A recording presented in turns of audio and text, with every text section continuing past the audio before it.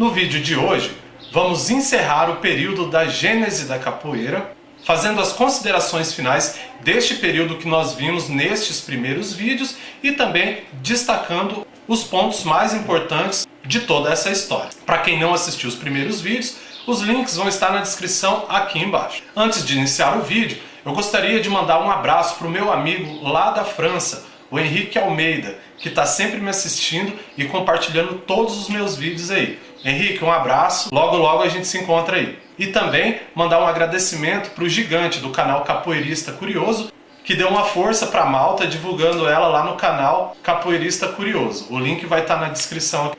E outro agradecimento especial para o Marco Jimenez, do canal Núcleo Dharma, que também acabou me ajudando na divulgação em um dos vídeos dele. Então é isso, muito obrigado a todos. E agora vamos então ver a história por outros olhos.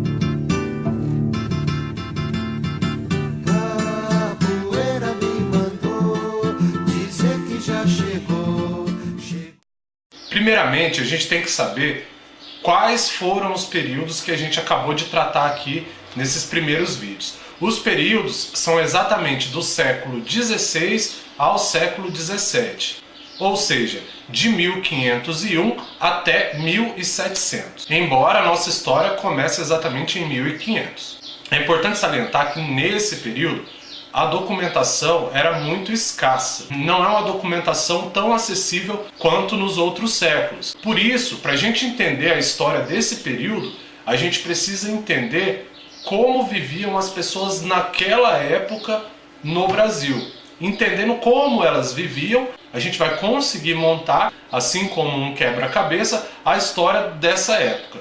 E a história desse período até hoje não é bem contada. Podemos citar como exemplo aqui o próprio descobrimento do Brasil. Se você acredita que o Brasil foi descoberto por um português no dia 22 de abril de 1500, é melhor rever os seus conceitos, porque hoje sabemos que quem descobriu o Brasil foi um espanhol chamado Yáñez Pinzón no dia 26 de janeiro de 1500. Eu sei que isso não foi o que te ensinaram, né? Lembrando que o termo descobrimento não é um termo considerado por alguns estudiosos. Alguns preferem o termo invasão.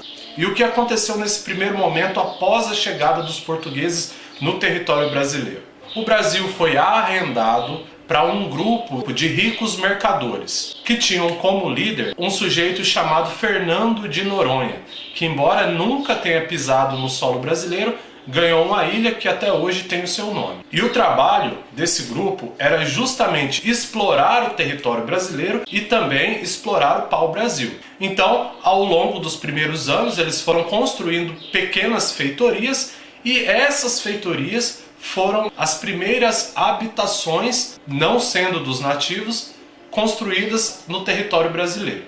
Até 1519, nós tínhamos em registros 4 feitorias, sendo que uma era no Cabo Frio, a outra no Rio de Janeiro, a outra em Pernambuco e a outra na Bahia. Mas acontece que praticamente ao mesmo tempo que os portugueses chegaram no Brasil, os franceses também vieram e começaram, assim como os portugueses, estabelecer aliança com os nativos e também fazer a exploração da terra e a exploração do pau-brasil, sendo assim os primeiros traficantes a se ter registro em solo brasileiro.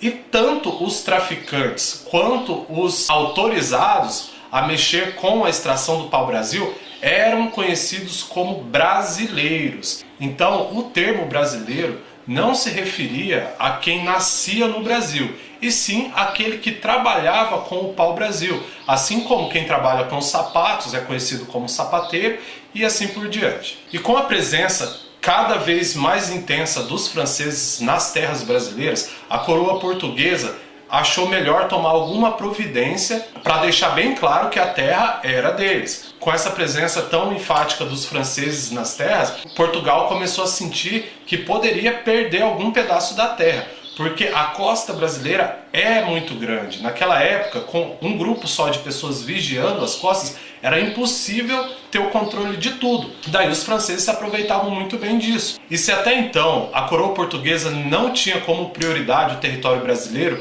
até porque a prioridade para a coroa portuguesa estava mais voltado à Índia e ao Oriente, a partir da presença incisiva dos franceses no nosso território, ela decidiu então dividir a longa costa brasileira em 15 grandes lotes para que a exploração fosse intensificada e quanto mais gente nas costas, mais fácil seria de vigiar. Esses 15 grandes lotes ficaram conhecidos como as capitanias hereditárias. Após a criação das capitanias, os feitores perceberam que só a exploração do pau-brasil não seria suficiente para gerar lucro para eles, porque basicamente todo o lucro ficava com a coroa. Foi aí que tiveram a ideia de trazer para o Brasil a cultura canavieira. E só a partir de então é que chegam os primeiros escravos vindos da África.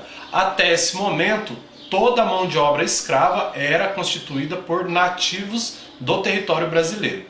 Os primeiros escravos da África chegam por volta de 1559 e a partir de então se inicia a mistura, a troca de informações, de conhecimentos de áreas diversas, dentre elas a arte da guerra, entre os escravos da África e os escravos nativos. Então, escravos nativos e africanos juntos começaram a estabelecer alianças, trocar conhecimentos, tramar fugas e se abrigarem em aldeias distantes das colônias, sendo que essas aldeias deram origem aos primeiros quilombos registrados. A gente pode imaginar que a maioria dos combates que se dava entre os escravos, sejam eles fugitivos ou estando em algum quilombo, se dava entre as matas ou nos caminhos entre elas. E tendo em mente que aquele escravo que fugia, a princípio não portava nenhuma arma, ao contrário daquele que o caçava, que já vinha a cavalo, com alguma arma de fogo e também uma arma branca, o escravo que estava fugindo então precisava desabilitar aquele oponente e fugir, sempre de uma forma rápida e precisa. E da necessidade de sair vitorioso desses embates é que surgem as primeiras técnicas de luta que futuramente vão dar origem à capoeira. E essa troca de conhecimentos se dava dentro da casa dos negros e quando os escravos conseguiam chegar até alguma aldeia ou quilombo, essas técnicas eram aprimoradas. E muitas vezes acontecia que algum escravo que já esteve em alguma aldeia ou quilombo era recapturado e ao ser recapturado ele levava para dentro da casa dos negros aquele conhecimento aprimorado dessas técnicas de luta e de fuga. E esse ir e vir fez com que essas técnicas fossem se propagando dentre os escravos. Enquanto os escravos estavam em situações de cativeiro, eles não poderiam treinar de uma forma aberta. Por isso, eles treinavam muitas vezes no período noturno, de forma escondida, quando os senhores acreditavam que eles estariam dormindo, e também nas festividades e nas celebrações religiosas, onde eles disfarçavam os exercícios e os movimentos de luta com as danças ritualísticas. E no final deste período, o meio rural deixa de ser o único local de atuação dos escravos e o meio urbano começa a surgir. Aí vem uma nova fase e o meio urbano é justamente o que nós vamos falar nos próximos vídeos, que vai se referir ao século XVIII. Muito obrigado para quem me acompanhou até agora e até o próximo vídeo.